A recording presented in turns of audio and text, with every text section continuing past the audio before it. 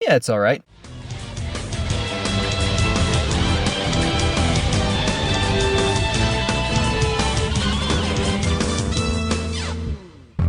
I'm really torn on this game. On the one hand, it's got a unique concept, and I really like to see creativity be rewarded in the shallow puddle of stagnant goat urine that is the modern gaming industry. On the other hand, it's riddled with problems and bad choices that keep pulling me out of it. Figment opens with a kid playing in the backseat of their parents' car in that trying so hard to be cute that you just know something awful is about to happen kind of way when something awful happens. I mean, you don't actually see anything, it's just a brake squealing sounds and then an impact, so you can do the math on that. From there, we smash cut to our protagonist Dusty, who's flipping through his scrapbook when he's interrupted by a former friend. This is where the problems start to seep out like a shopping bag full of gravy. See, Dusty here is sort of like, he's kind of like, well, I'm not sure what he is. I guess he's supposed to be a representation of courage, but that's not really explained super well. Which is weird, because this is the kind of game where everyone loudly announces what everything is rather than fill it in naturally or let you figure it out. In fact, the only reason that I know Dusty is supposed to be the representation of courage is because right towards the very end of the game, he just decides to tell you that he is. Now, my first hint that this was going to be this kind of game was about 10 lines into the first scene. Nice.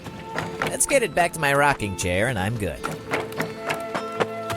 You do remember I'm called Piper, right? See, there's a right and a wrong way to introduce characters. If two characters meet for the first time, then it's fine to have them tell each other their names right off. If it's supposed to be two characters who have known each other for a long time, don't try to shoehorn in a reason for them to do that. It comes off as forced and really awkward. It's a small thing, but it's something that can push your dialogue from professional writer to child with stuffed animals. And whew, almost got a little bit professional there. Better balance it out. Dick shit, fuck ass, damn bastard, cock, cunt, fuck. So anyway, it turns out Dusty is retired from doing whatever it is he used to do and wants nothing to do with his past life or friends, which in context makes it a bit confusing why he's so invested in getting his scrapbook back after it's stolen, since that's kind of the thing one uses to reminisce about past life or friends. So anyways, as I said, from here the major arc of the plot is that Dusty's scrapbook is stolen by this four-handed purple guy who's supposed to represent despair or depression or something, and he unleashes 3 other nightmares in the world of the subconscious. There's some really cool concepts to be seen with this, and it mostly comes through in the character design. They're all done in this semi-abstract, watercolor sort of way, where nothing is quite defined enough to be particularly distinct, and it gives you the feeling of half picturing something in your mind without fully seeing all the detail, or maybe that's just the low-res graphics, who knows. The environments are all nicely put together, and the level design is nice. I like how each area sort of flows into the area before it, and you can pick apart the environments and figure out what each thing in the background represents. Sort of. There are some parts where they explain what things are as you come across them, and some of them don't make much sense to me at all. For example, partway through the game you come across this giant piano that you have to play in order to unlock the next stage. And I thought that this area represented the brain's creativity centers, art and music and all that. But apparently they used the giant piano to remove the guy's fear of public speaking at some point? Like I said, not a lot of it makes sense to me. But as I was saying, Dusty's scrapbook is stolen from him, which kicks off a tour of the subconscious to clear up the lingering issues and get it back. From here, the game sort of reminds me of my college career, in that there was a lot of potential, but unfortunately not a lot of it's met. Physical representations of the subconscious mind can really be whatever crazy thing you want, so they went with preschool arts and crafts closet exploding in slow motion. Speaking of preschool, the writing, story, dialogue, voice acting, and art style actually led me to think this game was a kid's game. That is until Dusty called his friend Turkey Tit. Whatever, turkey tit. Yeah, that's another issue with this game. The tone is just all over the place. It's written like a children's show, with random musical numbers and hokey voice acting, but then there's this weirdly incongruent swearing thrown in here and there, like you're trying to watch Sesame Street but haven't quite been able to drown out your parents' argument in the next room. I noticed on some advertisements for the game that it's billed as a musical, and that's kind of true. Each boss has their own musical number that they perform during their fight, and they're all themed to their particular fear. Now, it's a cool idea, and the music is actually pretty good for the most part, but there's only 4 of them, and I think they started running out of ideas with the last guy because he just goes...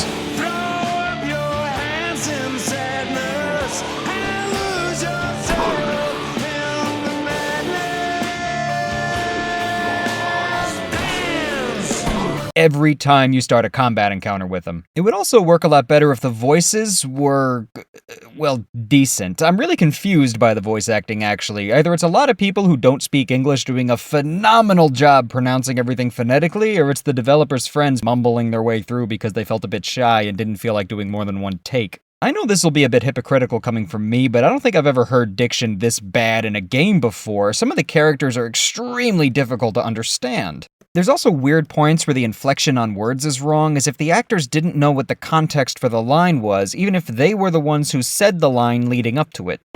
Nothing ever changes. That's not true.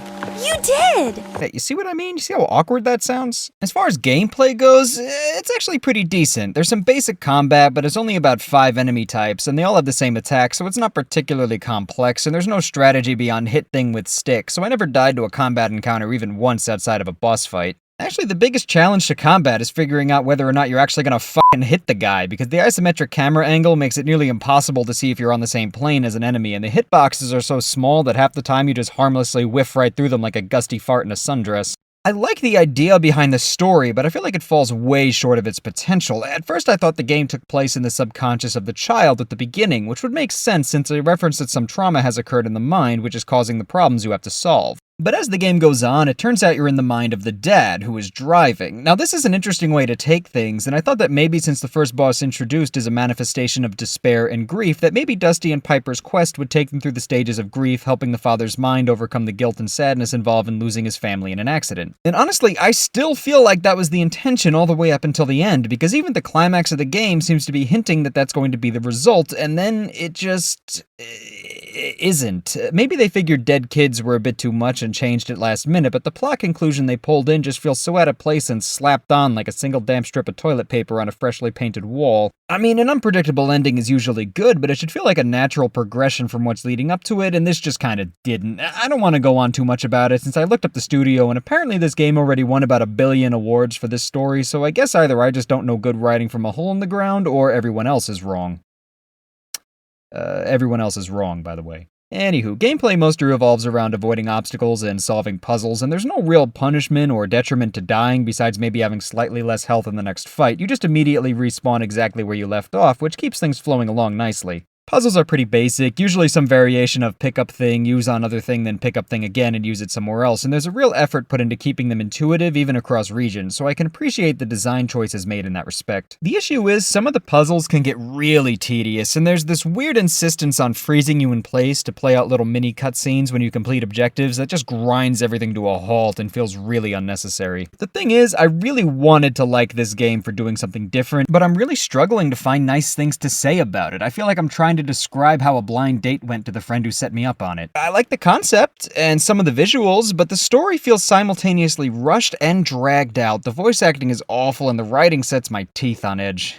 Boy, it's a good thing this studio already won like a bajillion awards and I'm some nobody with a functionally unknown review channel, or this would come off as kind of mean-spirited, but punching up is kind of what I do here, so yeah, can't really recommend this game. Overall, cool concept and nice visual design, but that can't really save the game from itself. I guess it did well enough to be getting a sequel though, so, what do I know. Anyway, don't forget to like, subscribe, and comment, all that good stuff, and I will see you next time.